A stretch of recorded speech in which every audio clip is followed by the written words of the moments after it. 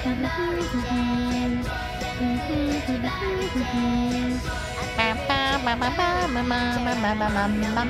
night, Manandi. Have a good sleep. Boo boo got teku. Nani tira de chupo babura reka. Another day. Ami tira de yamuka.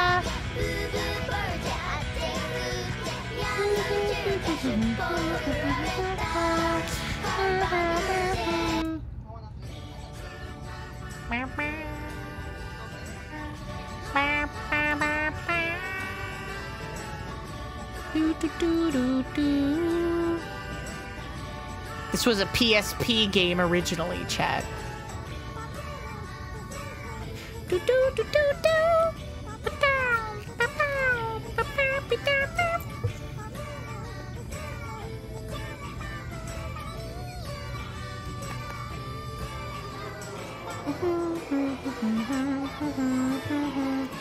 We can watch some evil programming woman bentos. Where is she? Where is she, my evil Oshi? Built by gamers.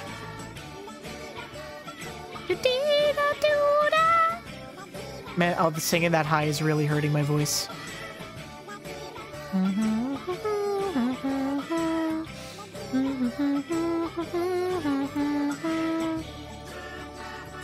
Here she is, my evil Oshi. Oh, look, she got some fog on her recording camera now. Thank you for the stretch. She's making food. She's making it for real. Is she different now? Is she cured? She got a new bento and she actually put food in there. She put food in there. And wrapped it in saran wrap for some reason. What's this? Cream cheese? Greek yogurt. With green? Green food coloring?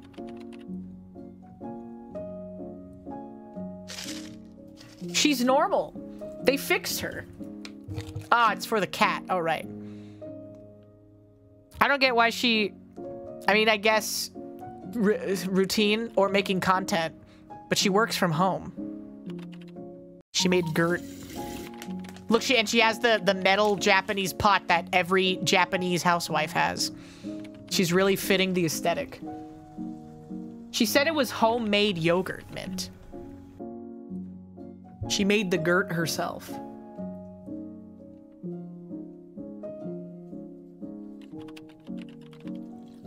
Food. She's making food. Oh, is it gonna be wet?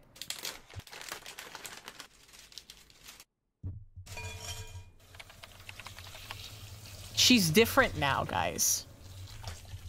Unless this is a different person. No, I think it's the same person.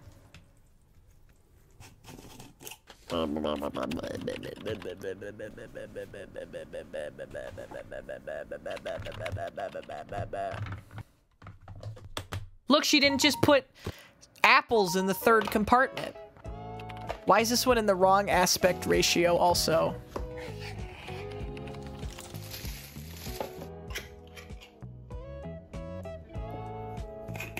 Sour cream too. Yeah, that is what creme fraiche is. Corn and tuna and mayo. Welcome to HinaBoBina's Twitch channel. Gyros go plastered in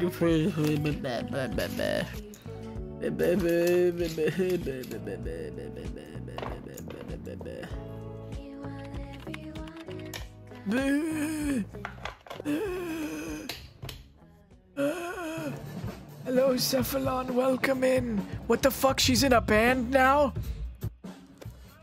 What the fuck? She had so much character development since we last saw her. Yeah, why is it in the wrong aspect ratio?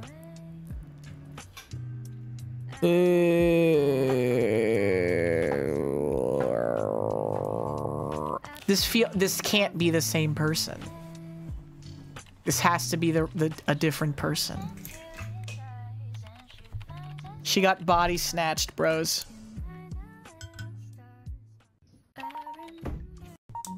Red Hot Chili Peppers, that's true. Flea was the craziest one for sure. We all agreed also that in a band, the bassist fucks the best and the vocalist fucks the worst. That was the agreement that we all came to. Welcome to Frost Gaming YTT, thank you for the follow. What was she like before? She's making evil bento boxes full of Papa John's. Not the drummer. Who do you think fucks worse in a band? The drummer or the vocalist? Welcome to HinaBoBina's Helper 5321, thank you for the follow. Welcome in. No, the bassist fucks the best, in my opinion.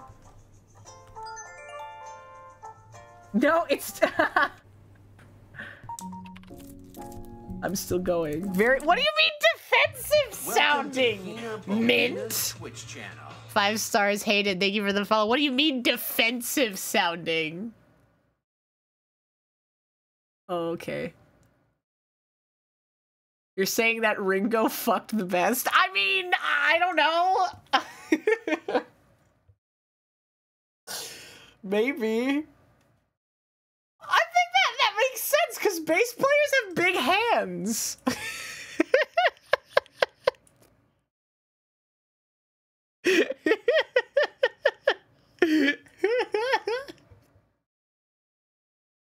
That's what I'm saying.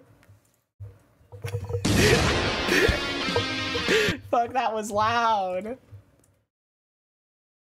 Wait, yeah, Ringo's not even the he wasn't even the bassist. He played the fucking drums. I don't know. Who do you think fucks worse, the drummer or the lead vocalist? Put it in order. Put it in order. He wasn't even the best drummer in the Beatles. Ringo's not even the best drummer in the Beatles. Vocalist for sure sucks. I feel like the drummer fucks medium. Yeah, the drummer is the medium fucker. What do you think your ratio is? Like from best to worst in a band? Like vocalist, guitar, drummer, and bass, and then keyboard. Who does the best? Keyboard's gotta be good. If your band has a keyboard player, they probably fuck good, if I had to guess. Keyboard players gotta fuck hard. Drummer, bassist, vocalist, guitar player, the agent. From best to worst, there's no way that the drummer fucks the best. Bass, keyboard, drum, vocal. The accordion guy, that's his Weird Al. Sousaphone. Saxophone, bass, keyboard, guitar, drummer, vocalist.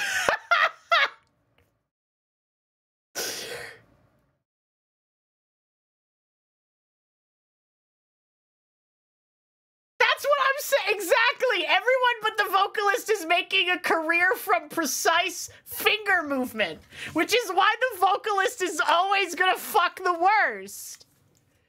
Exactly. And the drummer, it's not as precise as like a bass or a keyboard or a guitar even.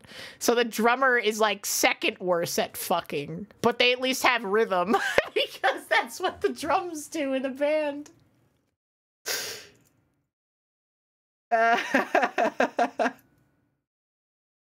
Insane? We should ask them? Yeah, okay, sure.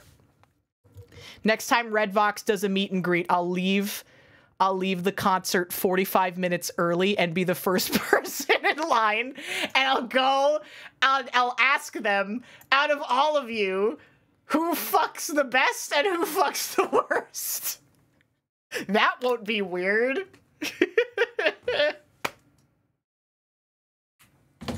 That won't be the most psychotic thing that anyone has ever said or done. Do it. Okay, sure. Mike would answer. He totally would. He totally would.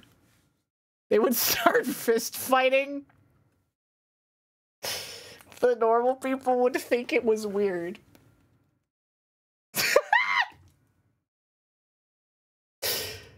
Gotta record the answer on 3DS. I don't know about Gerald. Gerald's the bass player. He does have a lot of experience with chat's moms, it's true. I think Mike would answer with no hesitation. Honey.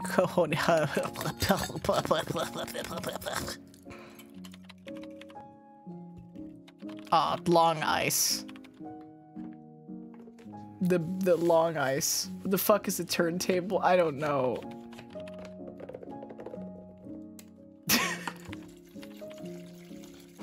Fuck. Shit.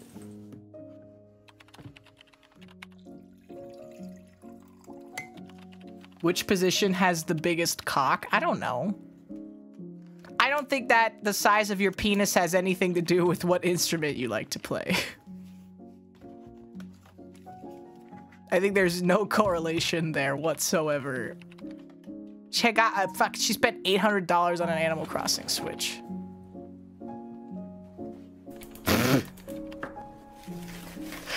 There's actual evidence that would make the other one make sense. Only now, I gotta set a boundary somewhere. It also has nothing to do with how good you are at sex.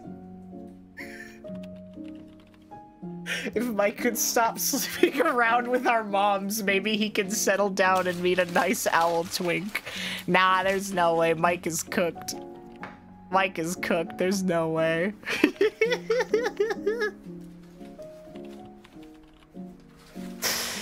Ain't no way, brother. He's too addicted to the lifestyle of fucking chat's mom.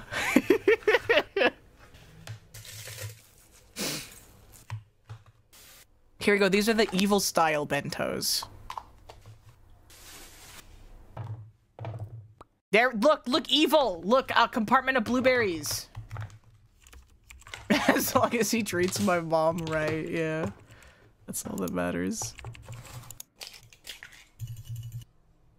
Cat! Cat.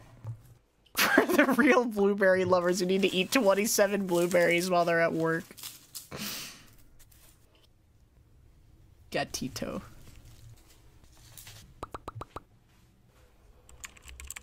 Why are we watching this? Because this woman is my Oshi. She's a little evil. Oh, she's putting cheese inside of the pasta tubes. Red, yellow. Wait, she's putting in citrus. Doesn't citrus make dairy curdle, though?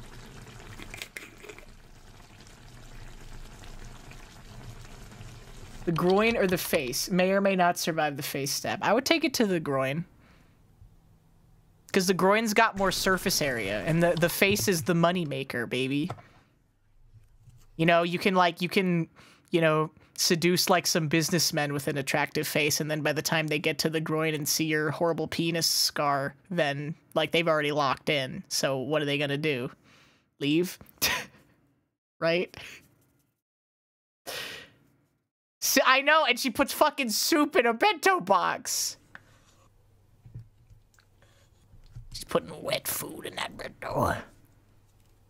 What do you mean, what the fuck? It's perfect logic.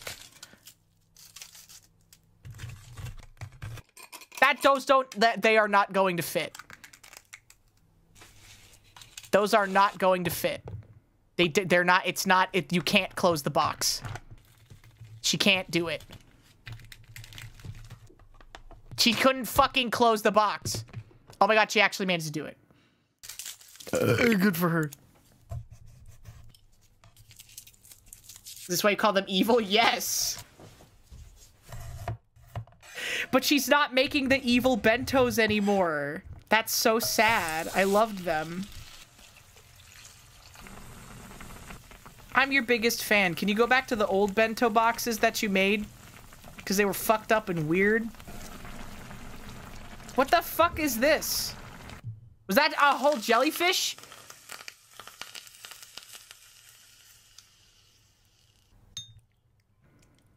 What? Soup? What? It makes me upset. She's not learning. It's that she's changing.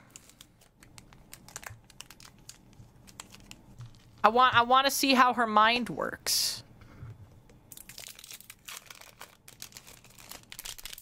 Yeah. Wet bentos.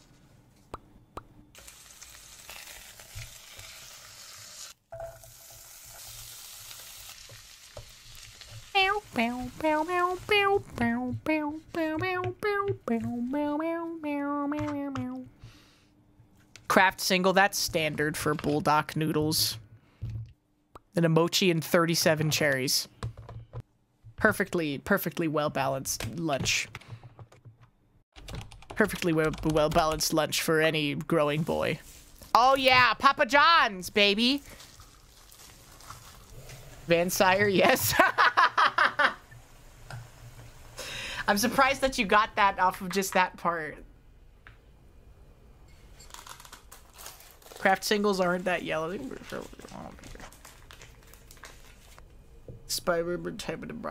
Some spice improves the taste, but like too much spice can be like distracting. So this is a lunch of pizza, beef stew, Basque cheesecake, and 47 blueberries. At least it wasn't just a fruit compartment. 2 times spicy, 3 times bulldog.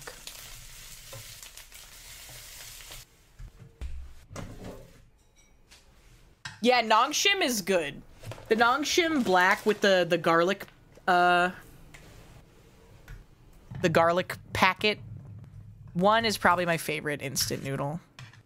Well, my favorite instant noodle overall is the Indomie mee goreng. Like the dry, ones. Because I prefer a dry noodle to a wet noodle. But for like classic style ramen, that's gonna get cat paw prints, cat foot bacteria all over your ice, girl.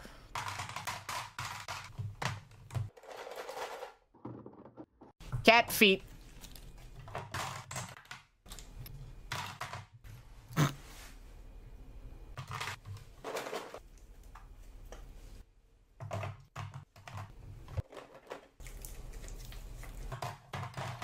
Yeah, you gotta do molecular gastronomy to give regular, real cheese the texture of American cheese. Green juice? No, I just want to see you pack at the bento box. I'm sorry. Yes, yes.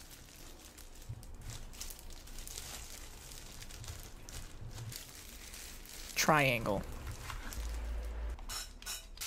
Why does it need to be in a triangle? Okay, this is relatively... And there we go. Pineapple and lime. Yes. Everyone's favorite.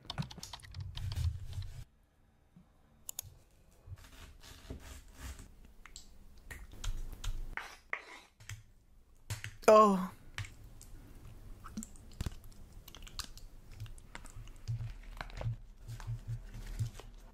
This is very... wet. What? Is that balsamic vinegar? That looks awful.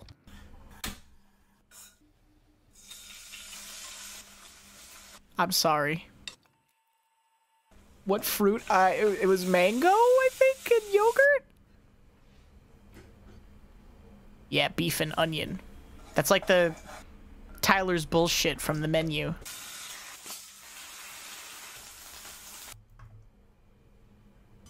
And then ragu bow tie pasta with a whole hamburger patty on top.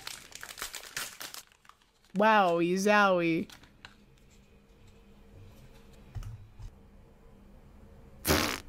That was a crazy bento box.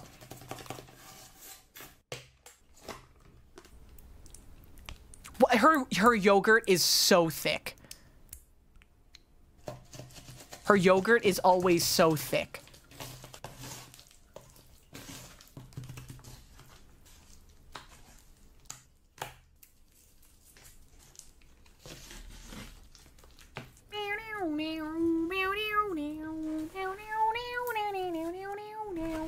Imagine if the meat juices contaminated the Hello Kitty brown. I know, that's why you gotta have the segments.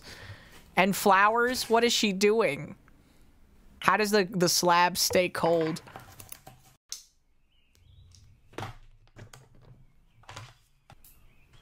Gotta keep them separated.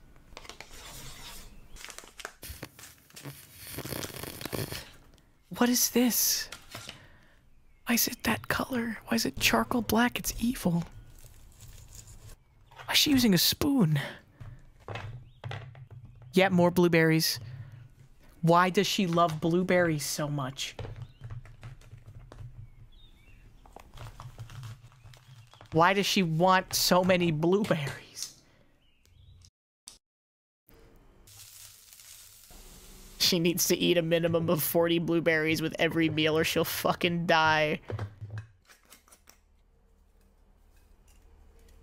Yeah, get him out. It's a superfood! Ah! Oh, I like Pom Pom Purin. He's so whimsical. His butthole is his most defining characteristic. What? No! Okay. Oh, that's nice. She cut out like the cute shapes and then used the other ones for the fried rice. The rice balls. The fried rice balls? Question mark? These are nice prison bentos. Her air fryer's a window in it? I've never seen one of those before. And then some frozen French fries and a shot of fucking Malibu. That's a girl dinner if I've ever seen it. Holy fuck, based.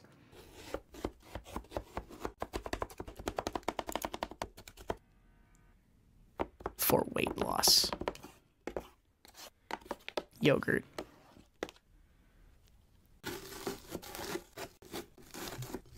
Elenos.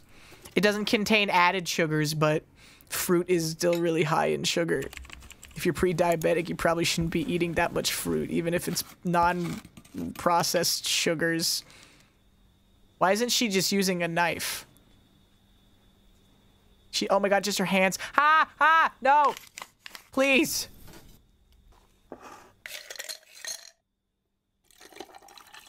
I mean, I guess it's just her. I don't, it's anti-ASMR. One spoon. She doesn't own a knife. She's in a mental asylum, and they won't let her have sharp objects, so she has to make all of her bentos with spoons and her hands. Alright. They're natural. They're all natural. Nothing that's natural could possibly be bad for you. Give me my ivermectin. The government keeps trying to take my ivermectin away because they know it's the cure to COVID-19.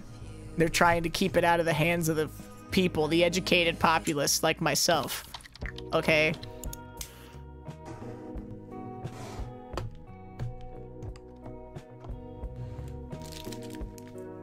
Whole duck leg. Long wafers? What the fuck? Wafer sugar cookies. Oh my god. See, this is what I'm saying. This is the good shit. This is the shit I want. I want to be confused every time I watch one of these videos. I'd eat it. I'd eat anything if my wife made it for me. And I would tell her it was good even if it was bad.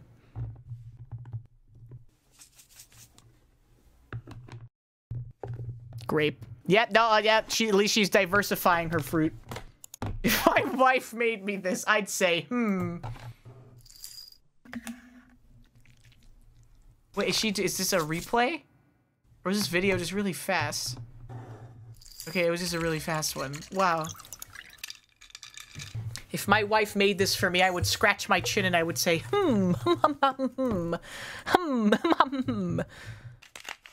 Curious.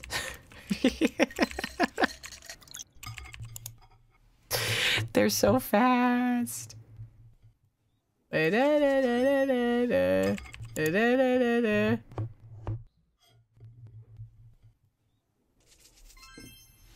Yes, a jammy egg.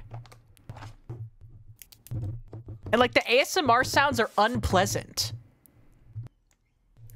Because you can like hear the sounds of like shit banging against her fucking table. There's a whole ball of burrata. A whole ball of wet ass mozzarella. I'd be lying if I said that I haven't eaten an entire ball of mozzarella in one sitting though, so I don't have any leg to stand on.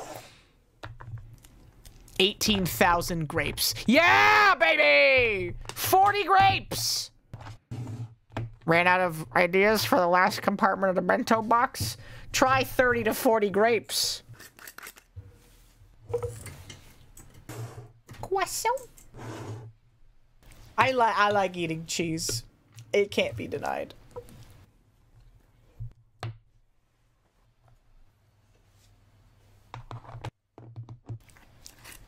Oh my god! Slappa. There we go, 30 to 40 blueberries. And a shot from outside of her prison cell.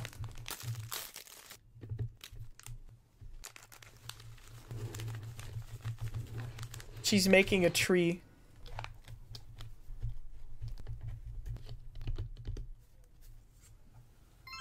She didn't even clean all the dirt out of the clear part. What the hell? And the box was like broken into by an animal. It looks like it was torn apart. Oh my god. I have so many questions. This is like one of those like internet things where it's like, is she being held against her will? Like internet conspiracy bullshit things, right? Is she being forced to make these videos under duress? Question mark? Okay. I gotta go to bed. I probably should have gone to bed earlier, but I wanted to go at least 5 hours, so we're gonna just like fuck off. Okay. Do do do do do.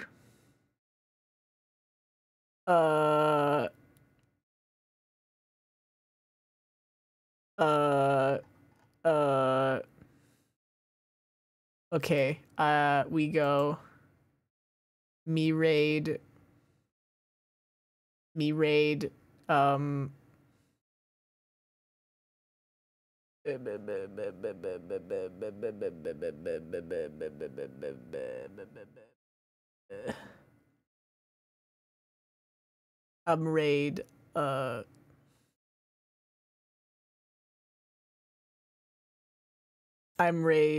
raid Boone. Okay. Thank you everyone. It's over. It's over. That's it. Okay. We raid the Boonathan. He's playing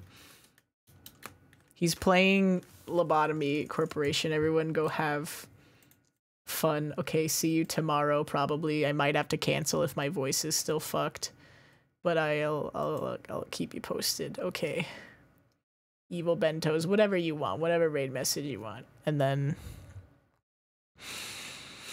maybe stream Monday, maybe I'll stream tomorrow and then cancel Monday, we'll see. And then Tuesday, Venture Brothers, and then Wednesday we're playing Ripper with Eros, okay?